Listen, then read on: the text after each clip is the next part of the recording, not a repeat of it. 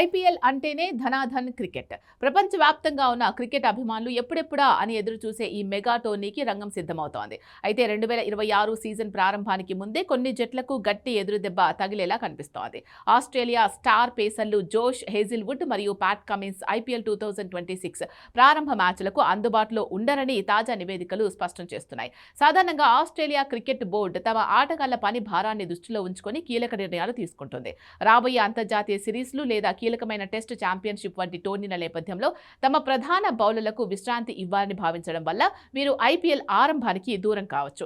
గతంలో కూడా హేజిల్వుడ్ తన ఫిట్నెస్ మరియు వ్యక్తిగత కారణాల వల్ల కొన్ని సీజన్లకు పాక్షికంగా దూరమైన సంగతి తెలిసిందే. సన్ రైజర్స్ హైదరాబాద్ జట్టును గత సీజన్లో తన అద్భుతమైన కెప్టెన్సీతో ఫైనల్ వరకు తీసుకెళ్లిన కమిన్స్ లేకపోవడం ఆ జట్టుకు పెద్ద మైనస్. కేవలం బౌలర్ గానే కాకుండా నాయకుడిగా కూడా అతను లేని లోటు స్పష్టంగా కనిపిస్తోంది. పవర్ ప్లే మరియు డెత్ ఓవర్స్ లో అత్యంత పొదుపుగా బౌలింగ్ చేస్తూ వికెట్లు తీయడంలో హేజిల్వుడ్ దిట్ట. అతను ప్రాతినిధ్యం వహించే జట్టు బౌలింగ్ లైనప్ ఇతను లేకపోవడంతో ఆర్సీబీ బలహీనపడే అవకాశం ఉంది.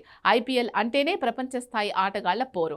మరీ ముఖ్యంగా కమిన్స్ వంటి స్టార్ క్రికెటర్లు మైదానంలో లేకపోవడం అభిమానులను కాస్త నిరాశకు గురిచేసే విషయమే. అయితే వీరు టోర్నీ మధ్యలో మాత్రం జట్టుతో చేరే అవకాశం ఉన్నట్లు కనిపిస్తోంది.